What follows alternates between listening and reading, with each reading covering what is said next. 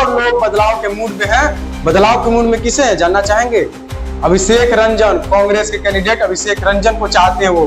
अब लोग 11 तारीख पर नजर गड़ाए हुए हैं, सारे कैंडिडेट जो वो नजर गड़ाए हुए हैं 11 तारीख पर कि 11 तारीख को मतदान होना है दूसरे चरण की और 14 तारीख को काउंटिंग होना है। कह रहे हैं कि अभिषेक रंजन ही जीतेंगे क्योंकि बिना जीते काम किए हैं, तो जीतेंगे तो और काम करेंगे।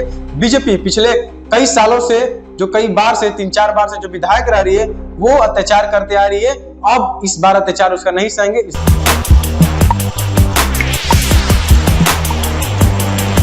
नमस्कार, मेरा नाम है कुणाल आरा, वॉइस सब देख रहे हैं। देखिए, बिहार चुनाव की प्रचार प्रसार थम चुकी है। अब लोग 11 तारीख पर नजर गड़ाए हुए हैं, सारे कैंडिडेट जो वो नजर गड़ाए हुए हैं 11 तारीख पर कि 11 तारीख को मतदान होना है दूसरे चरण की और 14 तारीख को काउंटिंग होना है।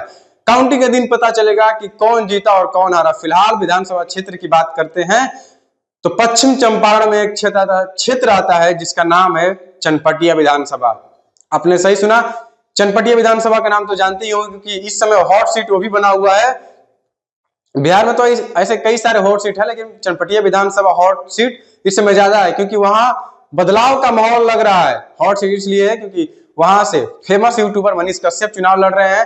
फिलहाल बदलाव का मूड ये है, जब हमारी टीम वहां पहुंची चनपटिया में और लोगों से बात की तो बात में ये पता चला कि चनपटिया के लोग जो है, जो पिछले विधायक हैं उनसे काफी नाराज हैं। जो पिछले बीजेपी के विधायक हैं उनसे काफी नाराज हैं और लोग बदलाव के मूड में हैं।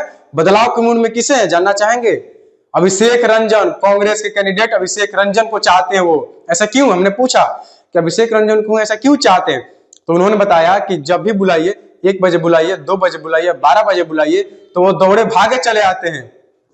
हमने बोला काम हम करते हैं, तो बोले बिना जीते जब इतना काम किए हैं, हमारा कुछ भी काम होता है तो वही करते हैं, विधायक जी तो घूमने भी नहीं आते हैं।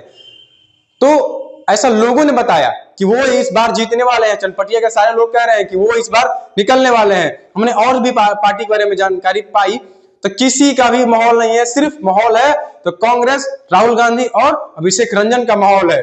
ऐसा क्यों है? हमने हर जाति, हर लोगों से बात किया, हर जाति के लोगों ने यही कहा क्योंकि जाति एक बड़ा फैक्टर होता है बिहार चुनाव में। अभी जानते हैं कि हमारी जाति है, हम ही वोट देंगे, हम इसको वोट देंगे, लेकिन चनपटिया में ऐसा नहीं है। सभी लोग, हर जाति, हर वर्ग के लोग कह रहे हैं, चाहे अपर कास्ट हो या लो कास्ट हो, सभी लोग कह रहे हैं कि अभिषेक रंजन ही जीतेंगे क्योंकि बिना जीते काम किए हैं, तो जीतेंगे तो और काम करेंगे। बीजेपी पिछले कई सालों से, जो कई बार से 3-4 बार से जो विधायक रह रही है वो अत्याचार करते आ रही है।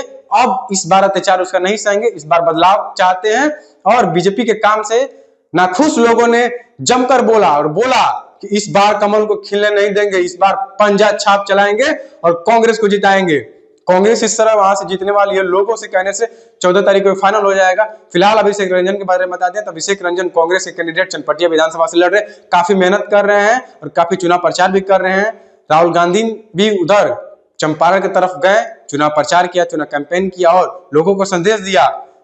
जिस तरह से वोटर अधिकार यात्रा की, जिस तरह से वोट चोरी का खुलासा कर रहे हैं, ऐसा तो लग रहा है कि इस बार महागठबंधन की सरकार बिहार में बनने जा रही है और चनपटिया विधानसभा से अभिषेक रंजन जो है जीत रहे हैं। लोगों का कहना है साफ तौर पे कि अभिषेक रंजन जो है वो तो ऐसे ही जीत रहे हैं। उनका कहना क्या है, लोगों का क्या प्रतिक्रिया था, हमने आपको सुना दिया। हमारी टीम हर अलग अलग विधानसभा में जा रही है और पता कर रही है कि क्या माहौल है। आगे भी विधानसभा बताएंगे आपको क्योंकि 11 नवंबर को चुनाव होने हैं दूसरे चरण का और 14 नवंबर को काउंटिंग होगा और काउंटिंग के दिन पता चलेगा कि कौन बना बिहार का सीएम। फिलहाल इस खबर में इतना ही। बहुत बहुत धन्यवाद।